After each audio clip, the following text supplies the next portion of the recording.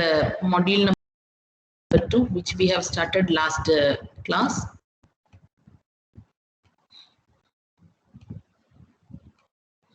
So we are starting with elements of information security. So in the elements of information security, like we need to protect the information which may be existing in 3 different forms.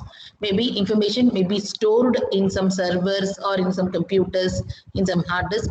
Information may be in travel, that is we are communicating information through our network, or information may be in processing in the sense, say like maybe the employees may be processing the information, or we may be entering the information in our forms, or information we may be taking some information from the websites or web pages. Okay, so this information is usually existing in 3 forms: information in the stored version, information in communicating version, and information in processing version. So if you understand all the 3, so information in all the 3 forms should be secure. So accordingly, we have the elements of information security in 5 different formats, which is network security, web security, system security, application security, and communication security. So while communicating information, how are we going to protect it? That comes under communication security. So network security all over the entire network, in whichever in the devices connected to the network, how the information is protected. And in web security and application security, we are just going to understand when we are processing the information, whether it may be in website or whether it may be in some kind of application, how we are going to protect. And system security, when information is in stored form, how are we going to protect? Okay, so we will understand the 5 parts. In this video lecture, you will understand about the network security. Okay, so in the network security, the general network diagram, you already know how the network diagram. We are having some laptops, desktops, and everything connected to a switch, mostly in an organization. And so many other devices, endpoint devices, will also be connecting to a switch. And through a router, to connect to the internet, we need a firewall, router or firewall to connect to the internet. So this area of the which we are saying is a protected area or private area. And this internet is an unprotected network, okay, or public network. So we are having private network and we are having the public network. We are very much interested in protecting our private network. So we need to understand that our information, whatever is there in our private network, is not being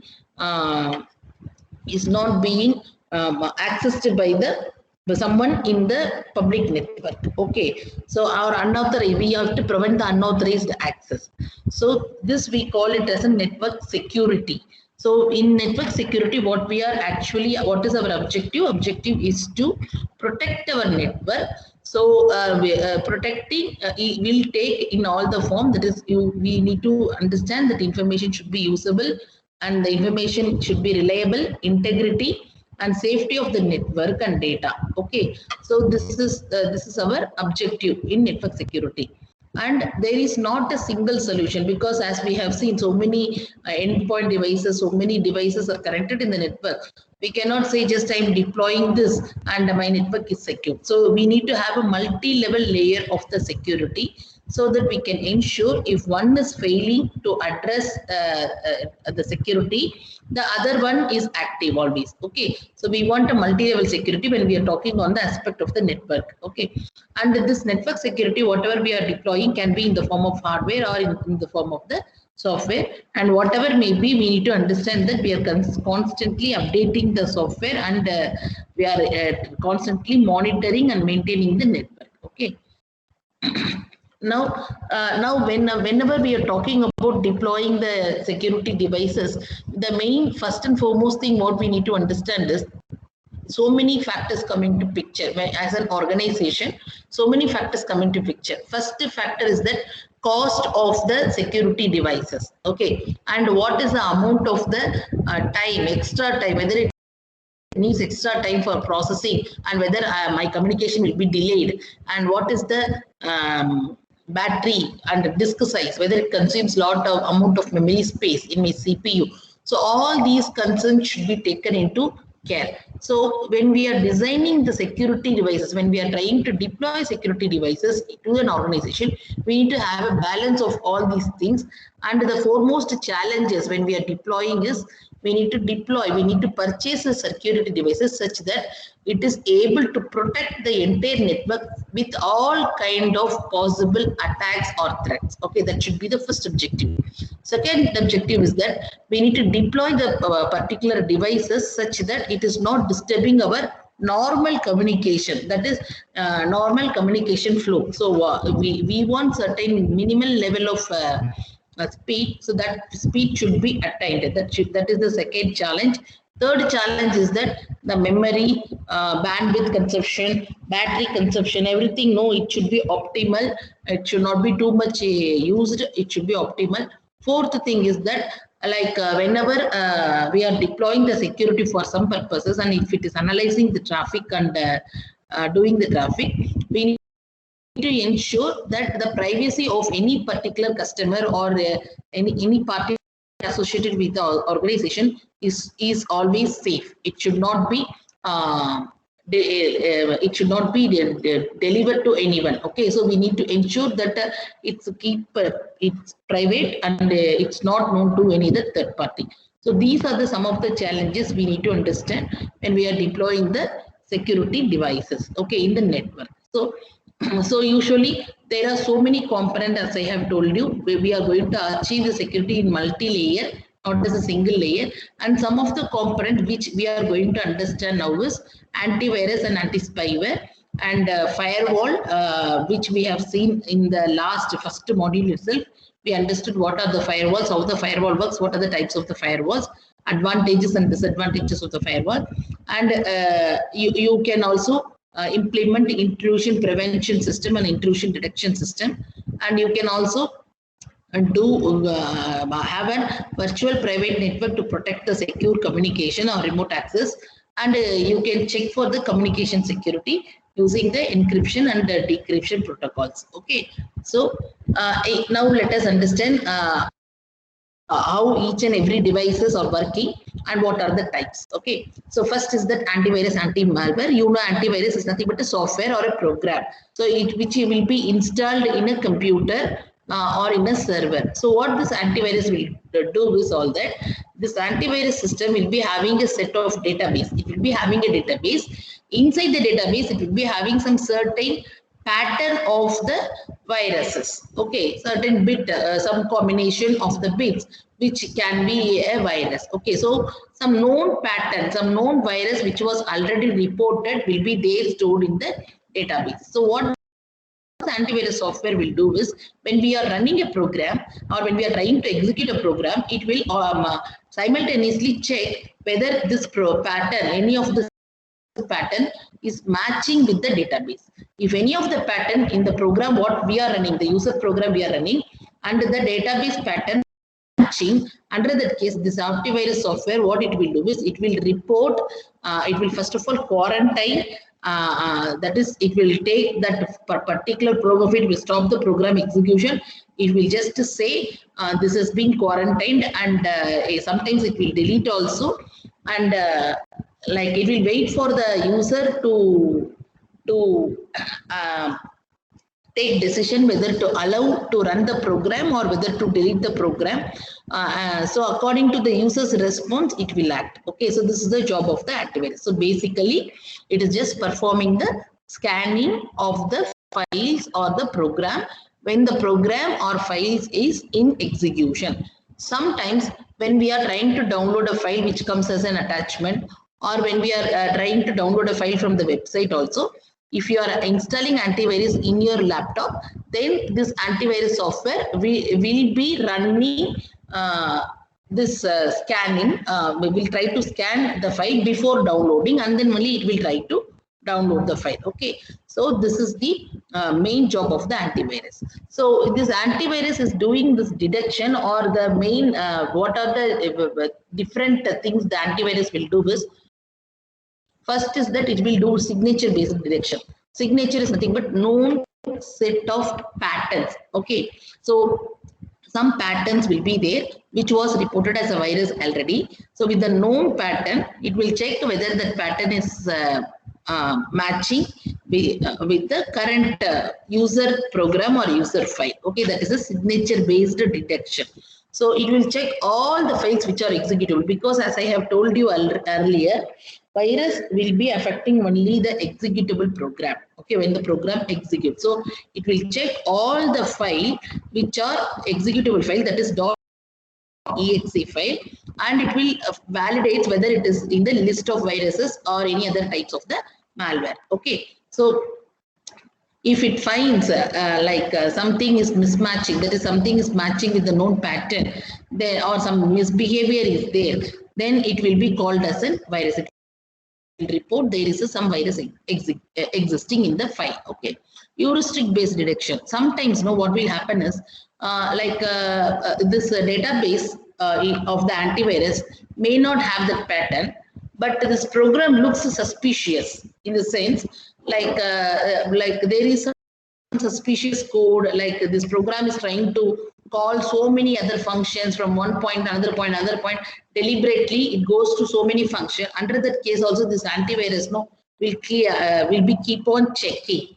Okay, and it will check whether whether it is already existing virus is there. Otherwise, at least it will try to understand there is some suspicious activity going on in the program, and it will again try to stop in the current working environment, and it will try to run the program in the virtual environment, because as I have told you, virus only will be known only when it is executing the program. So what this antivirus will do is it will try to run the program in the virtual environment so that it is not affecting the current operating system, and in the virtual environment it will understand how the program goes, if the suspicious code is moving, and if it finds there is some virus or some malware that may be infecting the file, it will say there is a virus and it will stop. Okay, so that this method we call it as a heuristic based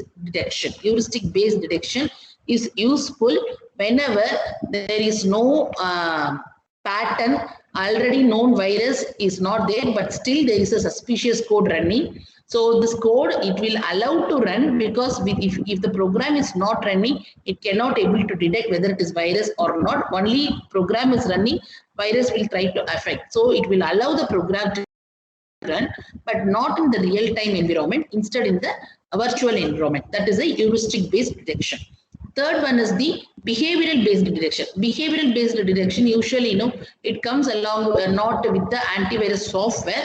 Sometimes it will be integrated, comes under this intrusion detection or intrusion prevention mechanism, which you will see in the next title. So this will understand the behavior of the pattern program. Okay, so like here, there is no suspicious code or anything, but the code behavior, where it is being installed, or where that code, what the code is trying to take print or anything, that behavior is something malicious, looks malicious. So this antivirus software will also detect this behavior of the program.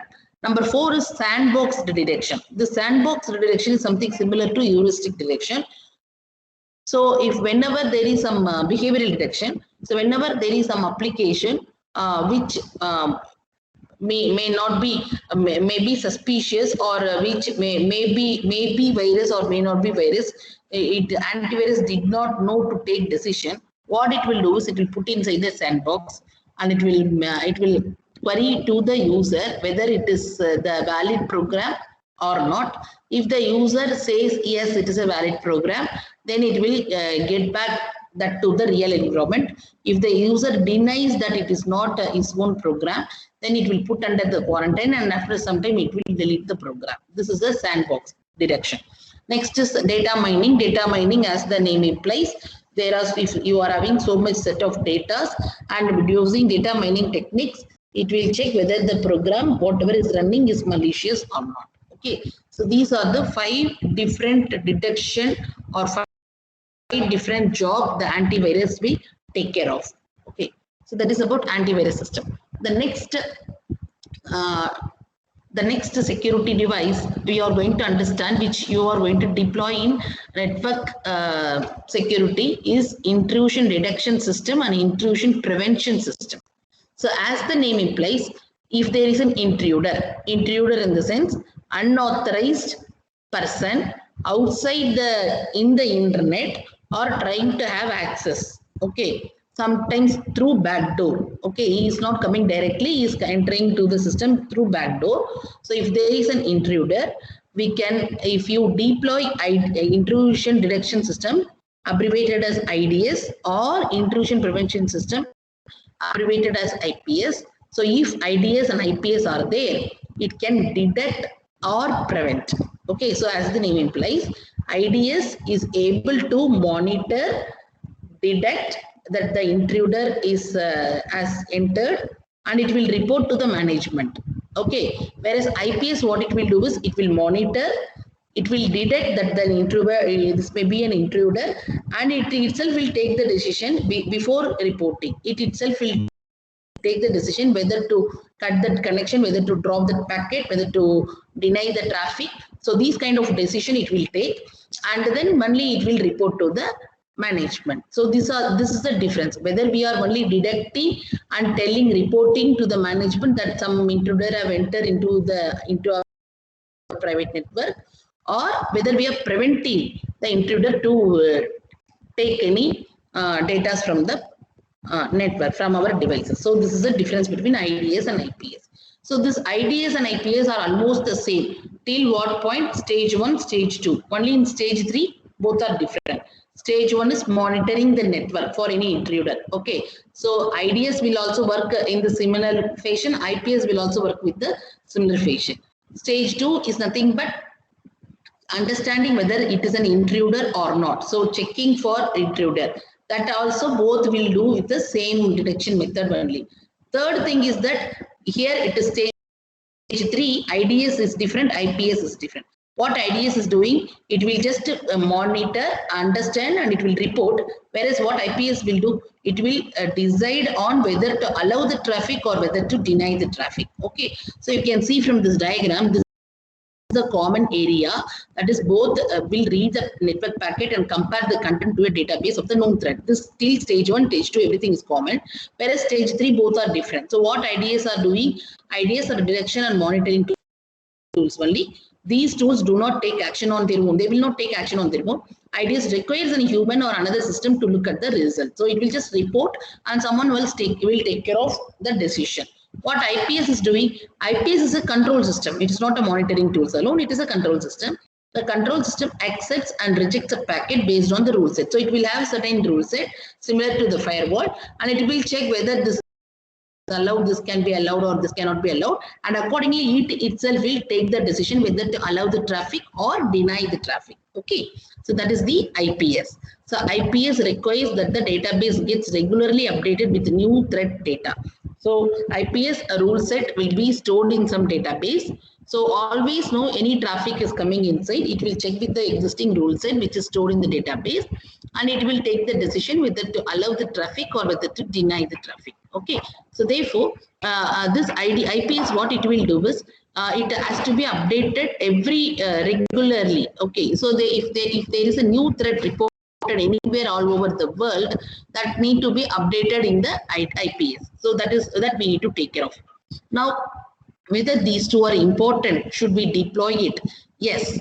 If you are having a very big organization, and if you are having a very large amount of sensitive data which need to be protected, and under that case you need to introduce IDS and IPS. Okay, so for 3 main reasons. First reason is the automation. If you are deploying IDS and IPS, you can be relaxed in the sense you can at least ensure that our network will be protected. Okay, so that is the first thing. It is doing everything on its own. No manual care is required to monitor the network. No network administrator is required. That is the first step.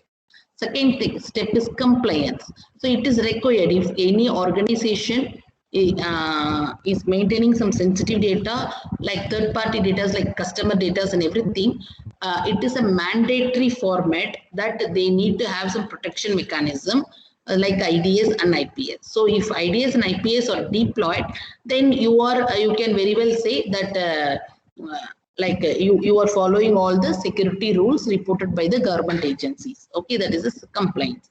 Third is that policy enforcement, in the sense this IDS and IPS are configurable, in the sense you can write your own rules or you can use existing rules or anything. Okay, so you can according to the organizational policy needs, this particular IDS and IPS can be programmed to take care of the traffic. Okay, so for these three reasons we want IDS and IPS. Okay, now separately we will understand what is IDS, where it is deployed, and what is the different types of the IDS. Okay, so intrusion detection system, as I have told you earlier, it is just going to detect, not going to prevent the traffic. So the main job is to monitor the network and to compare the traffic with the known set of the rule set. Okay, so this intrusion detection system, mostly it will be deployed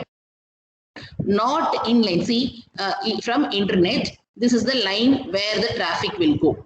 Okay, so to web server, email server, someone want to access the internet or something, this is the red, this pink color is the line where the traffic has to move. But this IDS need not be given inline with the traffic.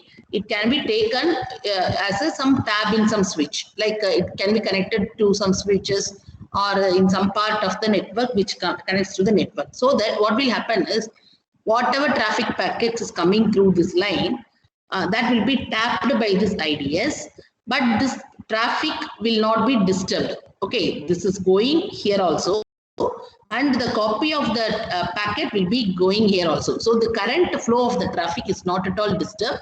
So if also intruder is entering the corporate network, IDS will report only after the intruder detects that intruder has entered, whereas IPS will be deployed here, okay, behind the firewall. Therefore, anyone is entering, it itself will not allow, whereas IDS is deployed here. So you can see here, IDS is not placed directly in line with the network traffic, because it is just designed to detect the network traffic patterns. Okay, so what it will do, it is usually inserted in the tab or span port mirroring device. So mirroring device, why? Because whatever traffic is flowing here, that copy has to be given to the IDS mirroring device to monitor and notify an administrator of the alerts without impacting the data flow. So the current data flow will just go as it is. It will not stop the current traffic. That is the IDS. So how the IDS is detecting? IDS is detecting again like something similar to our antivirus detection system, signature based, heuristic based, and reputation based. Okay, so signature based, as usual in antivirus system, what we have seen, there is some known set of viruses, bit patterns will be available, and the current program is checking the existing pattern, whichever stored in the database, and if it is both are matching, then it will report the current program is having some virus. This is the part of the antivirus.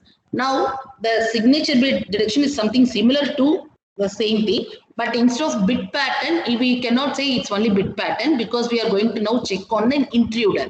Over there, antivirus software is just only going to check whether the virus program is present or not. Here it is an intruder, so some known patterns.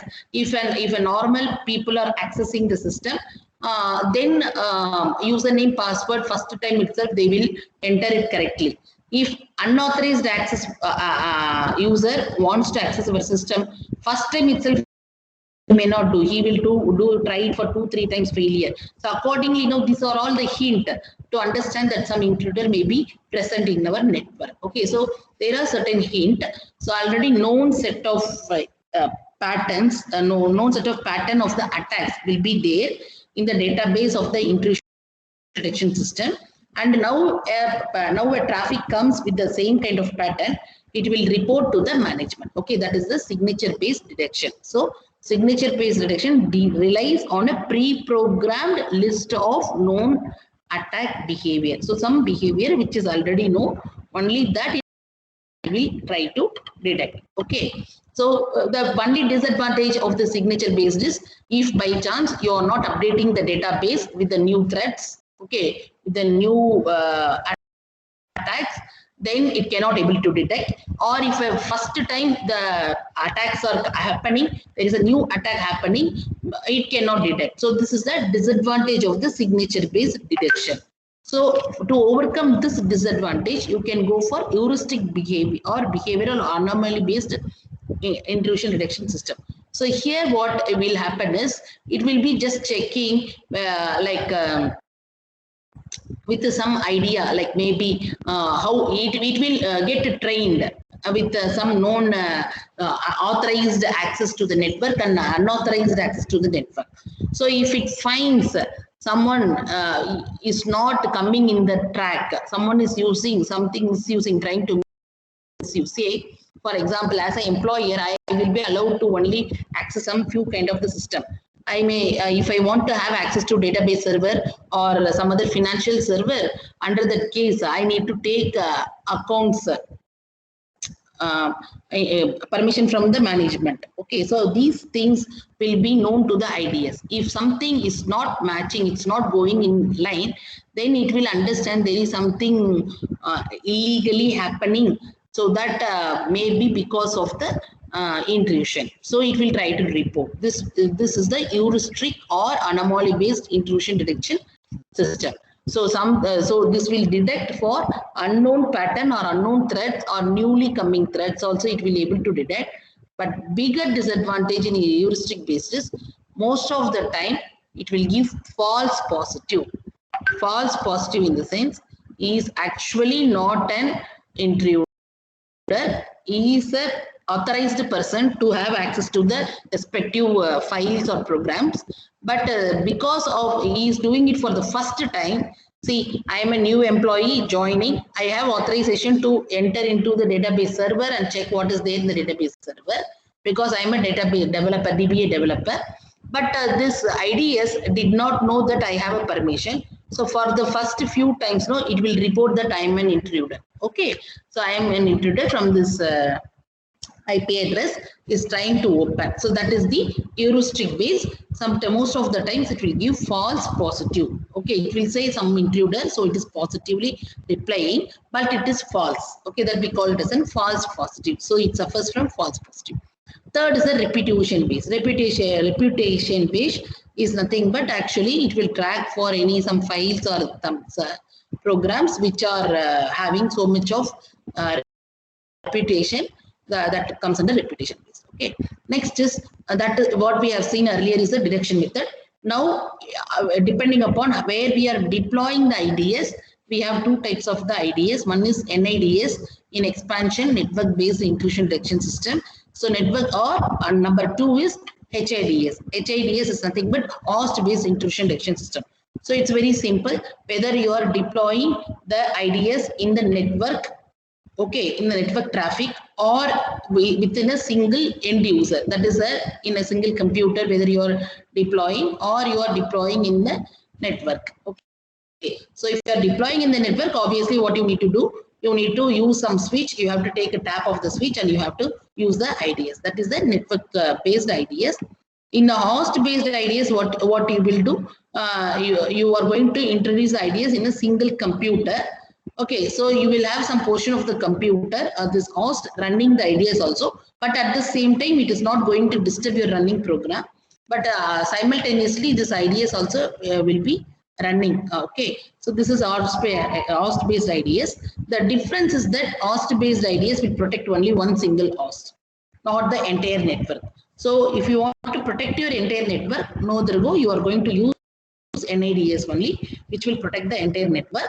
Whereas host-based IDS will check whether this endpoint system, one system, is any intruder has entered the particular system. Okay, so if you are having a very important files in some computer which need to be protected, which need to be given more protection, higher priority, under that case you can deploy HIDS, that is in a single host you can deploy IDS, so that if any intruder is coming, it will report. Okay, so this is about the IDS. Something similar to the IDS, we are now going to understand about the IPS, that is Intrusion Prevention System. So it is going to prevent, as I have told you. Therefore, you can see the same flow of the network traffic. But where IPS is deployed behind the firewall. Okay. So IDS was taken from the switch. One tap of the switch, we are deploying IPS. So it is not disturbing the traffic. IDS is not disturbing the traffic. But what this IPS will do, with the traffic is coming, this pink color line is the traffic flow line. So once the traffic crosses the firewall, IPS is stopping the traffic for some time. It will check, then only it will allow to enter into our corporate network. Okay, so that is the IPS. So it is placed in line with the firewall in the network devices, and it will continuously monitor and it will take decision whether to allow the traffic to the corporate network or whether to drop the traffic to the corporate network. Okay, so what are the attacks this IPS can prevent? It can prevent an important attack called denial of service, and some exploits, virus, worms, and everything it can prevent. Okay, so how it is, what job this IPS is actually doing, what it is actually doing. You know, any session from the unprotected network internet to the private network is taking place through TCP IP protocol, that is three-way handshaking. So once the three-way handshaking is over, any traffic will come between outside to the inside. Okay, so from some source IP address to some designated IP address. Okay, so if the IPS is checking, it will just check for every packet coming inside. All the packet it will check, and it will perform the deep packet inspection. Deep packet inspection in the sense, it will check each and every component whichever is there in the packet with the header of each and every packet that is traveling through the network.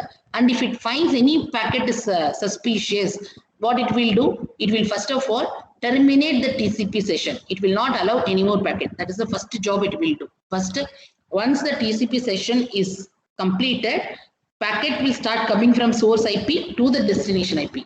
But packets will be stopping intermediate in the IPS. IPS feels it is suspicious. What it will do, first step itself, it will first cut the session. Okay, so again three-way handshaking should take place. Then only second session will open. Till that, no session will be there. So that is the first job IPS will do. Second job what IPS will do is, it will block any other packets coming from the same source IP. Okay, so same sender is sending the packet, it will just block everything, and it will try to reconfigure the firewall. Okay, and it will also sometimes try to check all the malicious code. Already some source IP, the same source IP, maybe it would have allowed some packet, so it will try to check whatever it has allowed from the same source IP, and it will try to delete those packets also. Okay, so these are all the jobs the IPS will do. What it will do, first of all, terminate the connection and block any more traffic coming into the private network, and it will rearrange or reconfigure the firewall to have updation, and also already some traffic would have entered into the network, those will be checked and deleted. So these are all the jobs the IPS will do. So again, the IPS technique is signature based. It's something similar to the IDS what I have told you. Anomaly based is also heuristic based, the same thing which I have told you. Policy based, as I have told you, policy and organizational policy. Organization can define, maybe having their own policy, and they can reconfigure the IPS to update to their to work according to their policy. That is the three types. And coming to the types of the IPS, here you are having four types. Number one is network based IPS. Number two is wireless intrusion prevention system.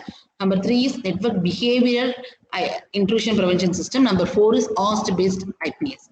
So as the name implies, network based IPS, something similar to NIDS, that is network intrusion detection system, what we have seen. Here NIPS, as usual, we are deploying in the network to check any traffic flowing in the network.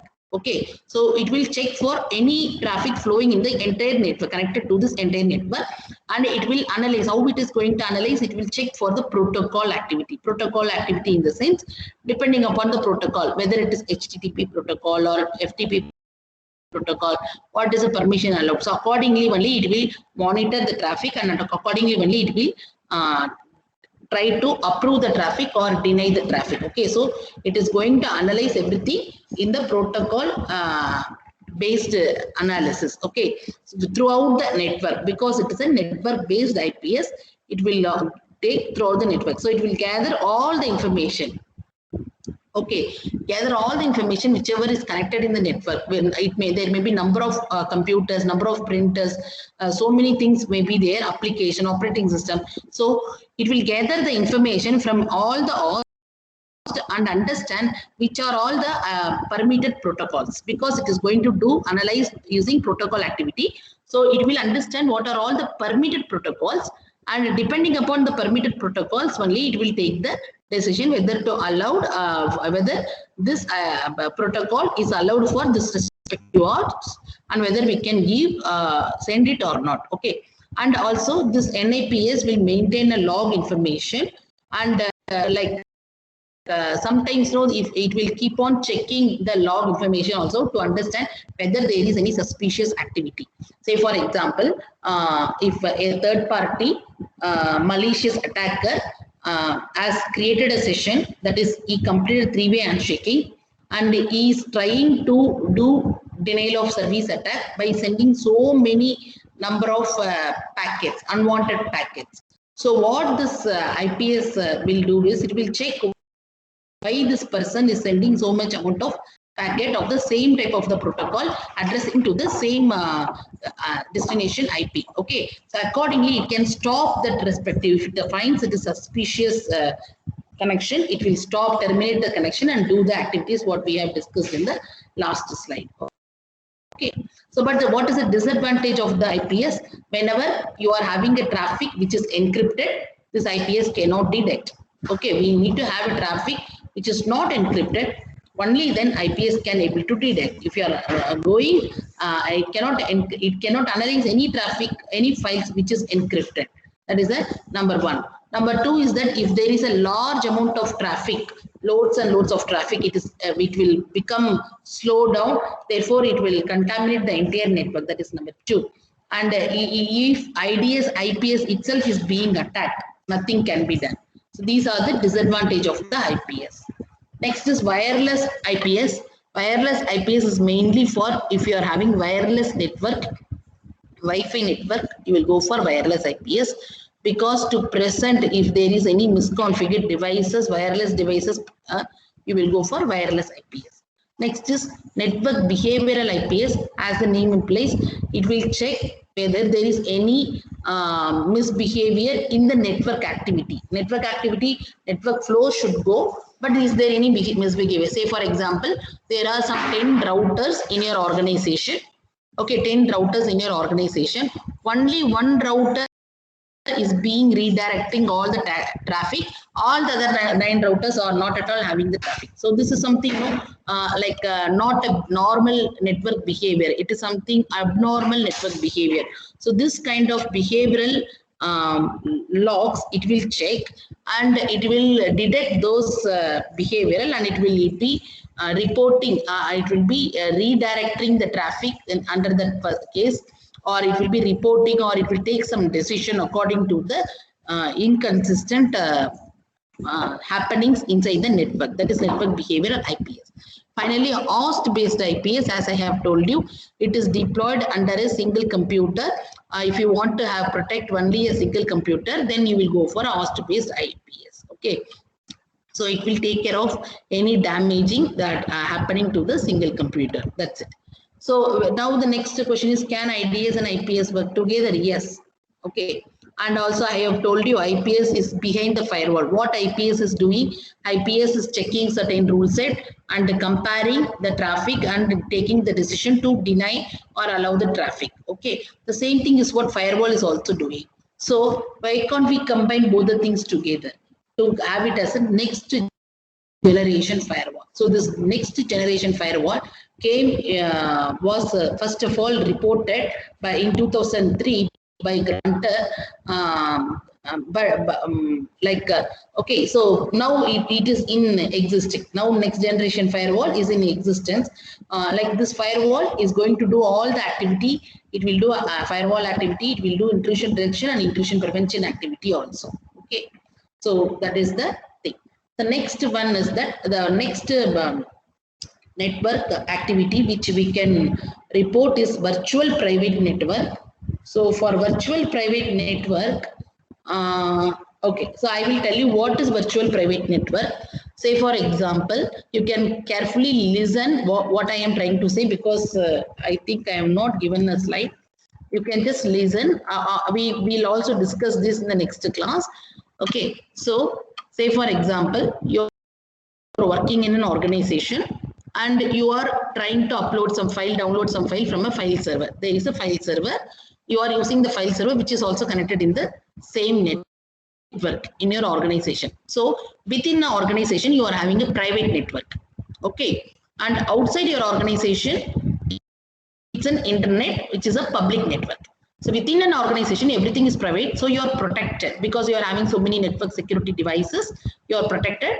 And if you want to access any sensitive files, you can have access to the sensitive file from the file server. You will save some files to the file server, or you will take some file from the file server. Anything is okay. Okay.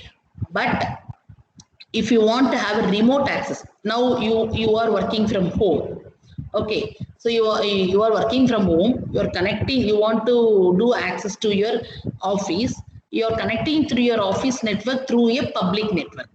Okay, but now you want to access some file from the file server. These files, whatever stored in the file server, are very much sensitive. Okay, very much sensitive. Under this case, you cannot access this file, you cannot take this file from a normal internet service providers. Okay, so for this scenario only, what we want is, we want a virtual private network.